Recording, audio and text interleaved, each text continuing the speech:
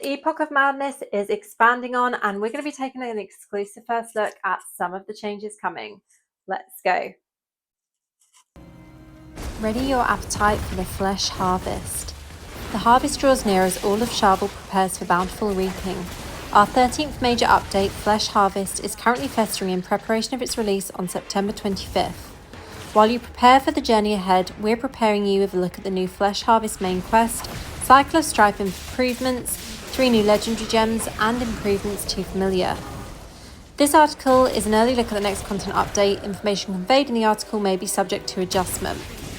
New quest in the fully released Charvel Wilds. In Flesh Harvest, you'll travel to the spiritual centre and breadbasket of Charvel, the Wicker Fields, a sacred part of the forest now beset by revolution and corruption.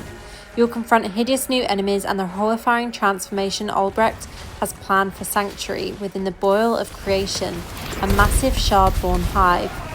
As at long last, you'll be able to explore complete bounties and slay wanted monsters in several of Charvel's subzones, including the township of Highfork, the village of Orthrup, the Moonlit Highlands, the Darkened Glade, and the Wicker Fields. Prepare yourself, Defender of the Wilds.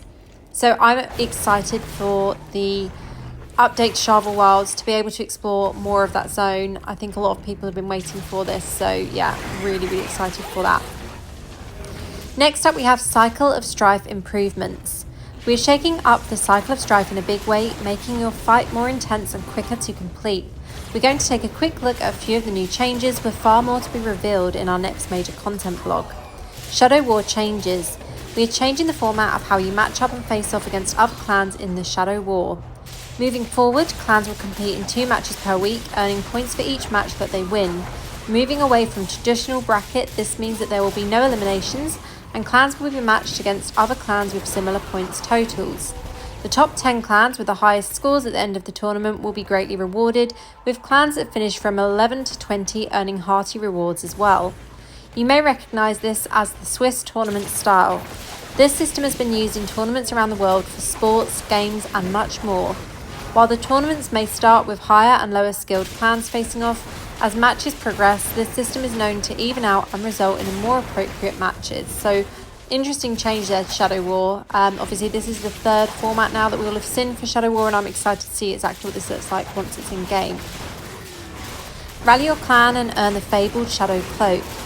Band your allies together to bear the mark of your legend, a Shadow Cloak wreathed in smoke and starlight. As your clan levels up based off your deeds and valour within the Cycle of Strife, Shadow Cloaks are unlocked at set ranks, growing in magnificence as your clan gains momentum.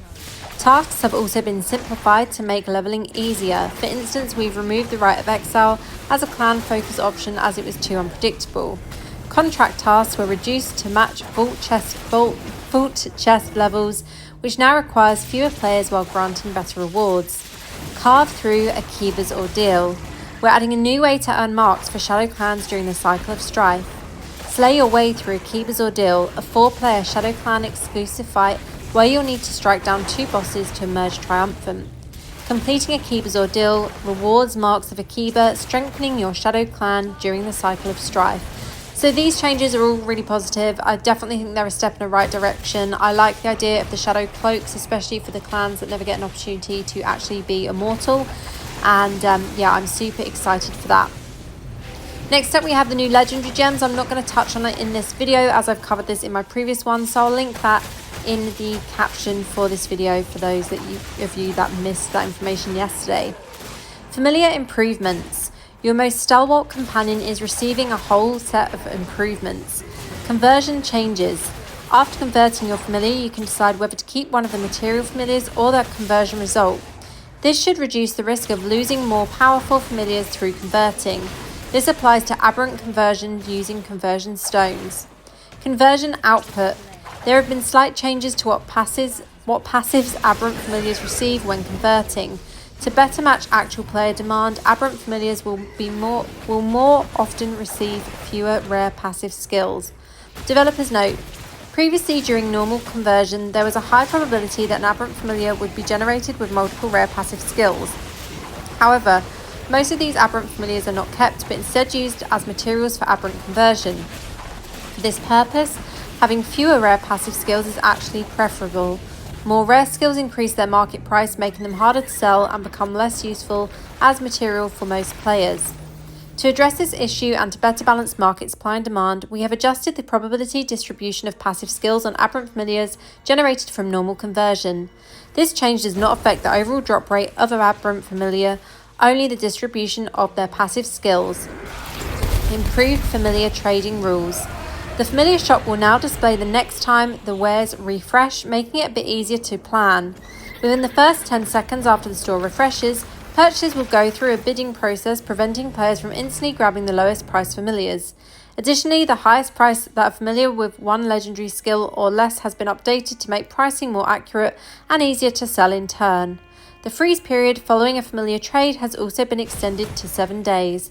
So those are interesting changes for familiars. I still need to get my head around familiars in general, but I'm excited to see the changes there. They seem pretty positive, especially when it comes to the aberrants. And there are more details to come. Stay tuned. More information on all these features coming with our next major update can be found in a blog coming on September 23rd. As this is an early look, all information in the blog is subject to change. Sharpen your scythes and your wits for the upcoming harvest. So I'm super excited for this update. This all looks really positive in my opinion. Some really decent changes here, especially for shadows. New legendary gems look awesome, and the changes to familiars look promising as well. And of course, I'm always excited for the lore update. So stay tuned, I'm going to cover all of this.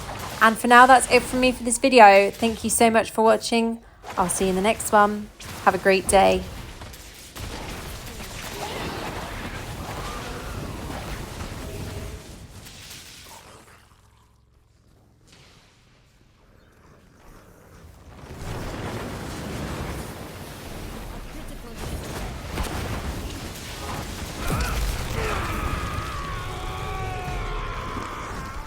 Official Diablo Partner.